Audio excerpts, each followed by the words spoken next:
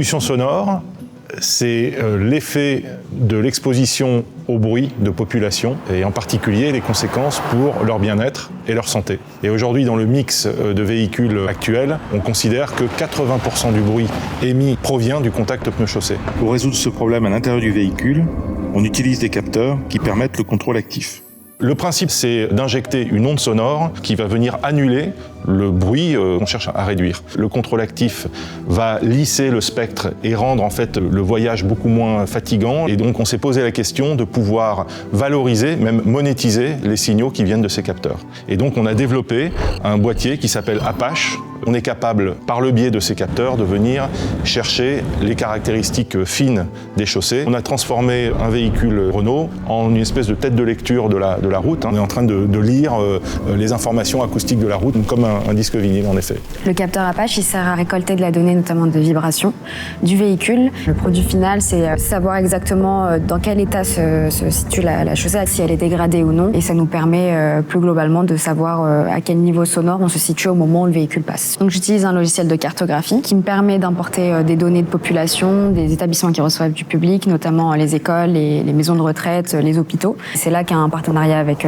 l'Observatoire du bruit, donc Bruit Paris, est vraiment nécessaire parce que justement on a accès à une base de données supplémentaire et très pertinente pour notre projet. Bruit Paris est l'Observatoire du bruit le plus développé en Europe et va constituer une référence pour un service innovant. C'est le territoire de Saint-Quentin-en-Yvelines qui a été le premier à en faire l'expérience, où on a produit les premières cartes de 400 km de chaussées qui ont été scannées avec notre système. On a des manifestations d'intérêt de plusieurs villes en France et même à l'étranger. Aujourd'hui, l'ADEME a chiffré pour 2021 le coût social du bruit en France à plus de 146 milliards d'euros. Le meilleur ratio coût-bénéfice, c'est travailler sur la route. Et Bruit Paris a documenté que 1 euro investi sur la route, c'est 17 euros à 20 euros gagnés sur le coût social du bruit. On apporte aussi une information qui est celle de l'énergie qui est consommée au moment où les véhicules passent sur cette route. Et ça leur permet au final d'avoir un diagnostic qui est complet et de savoir exactement combien ça va leur apporter de faire la réfection de cette route. On répond à une problématique environnementale. C'est un cercle vertueux. On a une technologie qui améliore l'acoustique à l'intérieur de nos véhicules et on permet aux collectivités de prendre des décisions au plus juste. Donc en fait, là-dedans,